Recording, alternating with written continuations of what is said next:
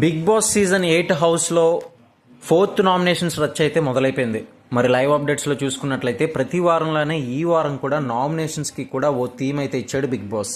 Nominate చేయాలన్న సభ్యుడి ముఖంపై spray కొట్టాలి. అయితే ఈ యొక్క ముందుగా సోనియాని నామినేట్ చేశాడు ఆదిత్య. ఫస్ట్ 3 డేస్లో కూడా కనిపించిన సోనియా నాకు తర్వాత అయితే కనిపించలేదంటూ ఆదిత్య తన పాయింట్ అయితే చెప్పుకొచ్చాడు. ఇక ఆ తర్వాత నబిల్ కూడా సోనియానే నామినేట్ చేశాడు. చాలామంది వరకు కూడా సోనియా మీద ఒక ఉద్దేశం అనేది మారుతూ వస్తుంది.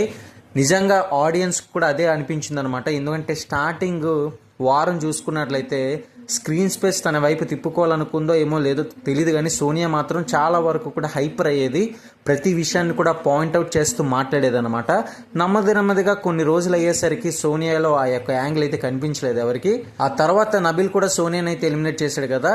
ఇక నేను సంచాలకుగా ఉన్నప్పుడు నువ్వు గట్టిగా నా మీద అయితే చెప్తున్నావు, ఈడ నరాలన్నీ కూడా కనిపిస్తున్నాయి, అందుకే నా మాట నీకు ఇనిపియట్లే, నన్ను బెదిరించినావంటూ నబీల్ అయితే చెప్తుంటే సోనియా మధ్యలో దూరిందనమాట.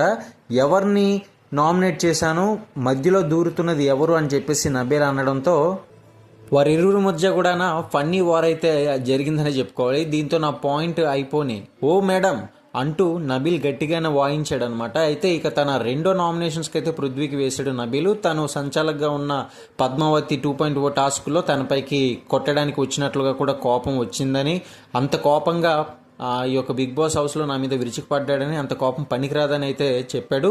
అగ్రెషన్ ఎక్కువైందంటూ పాయింట్ చెప్పాడనమాట నబీలు. దీనికి నువ్వు పక్షపాతంగా ఉన్నావంటూ మళ్ళీ మీదికి వచ్చాడు పృథ్వీ. దీంతో కొంచెం వెనక్కి వెళ్ళి మాట్లాడు అంటూ నబీల్ అనడంతో నేను ఇక్కడే ఉంటా, ఇంకా ముందుకొస్తా అంటూ మరోసారి అగ్రెసివ్ అయ్యాడు పృథ్వీ.